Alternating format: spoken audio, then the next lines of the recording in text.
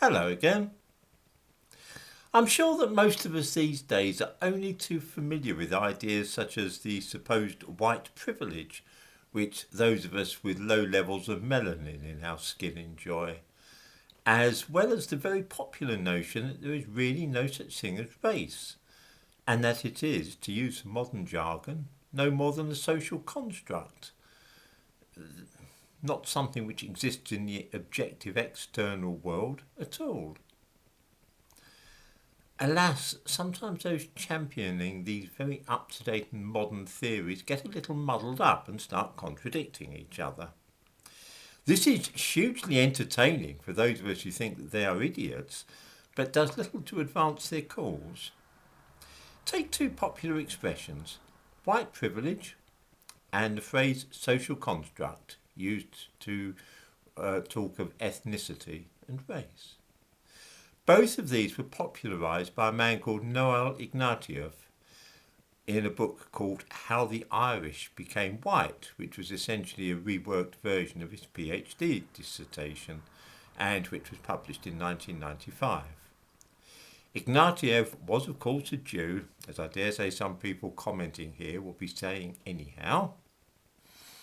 The idea of white privilege is really popular today, and we are always being reminded to check our privilege if we are white. The assertion that race is a social construct is also frequently heard, although there's not a scrap of scientific evidence for such a proposition, and the phrase is really no more than a left-wing rallying cry or slogan.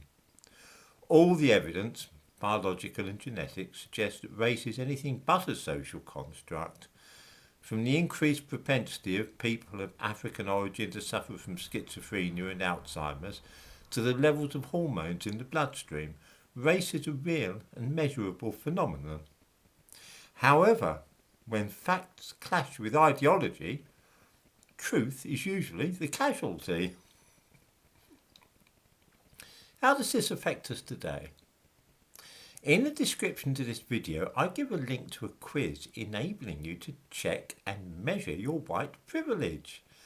This was produced by the Royal Historical Society in Britain, and very strange reading it makes too.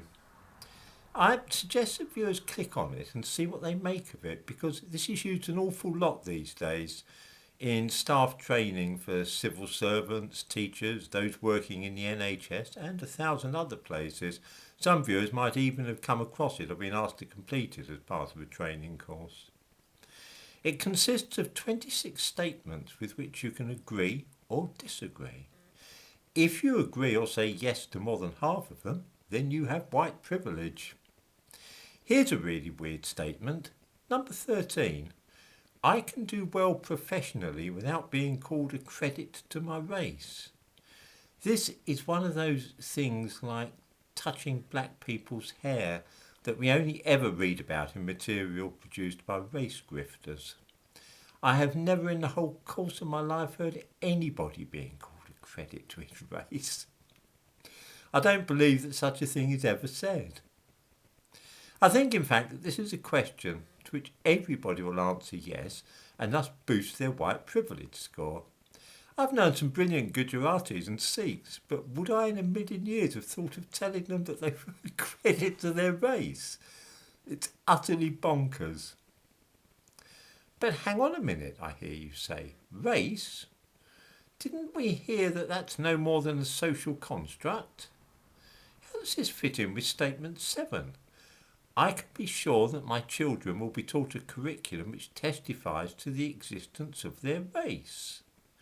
So, does my race exist or not? This is confusing. We seem to be being told now that there actually are distinct races, or how could we possibly talk about the existence of our children's race? What about number 5? I can go to a museum or art gallery and see people of my race widely represented in objects and artworks. Or question 4. I can turn on the television, open a newspaper and see people of my race widely represented. It is as plain as a pikestaff that race is being presented here as an objective quality or fact, and that whoever put together this test honestly believes that there is a white race and a black race, and for all I know to the contrary, a Chinese race as well. In other words, when dealing with white privilege, we are expected to make the mental leap and believe in race as a real thing. On the one hand, we must subscribe to the view that race is just a cultural matter, an optical illusion if you like, a social construct based upon a set of socially determined characteristics. But then again, it is possible to recognise and identify a member of your race from merely glancing at a photograph in a newspaper, which must make it a veridical external fact. We return to what I was saying the other day about doublethink, the concept from the novel 1984, in which one must be able to believe two opposite and contradictory things simultaneously. These two ideas then, white privilege and race as a social construct, are mutually exclusive, and one must switch between them as and when, according to circumstance. Read the checklist and see how it is all about your race, and then you will see what I mean.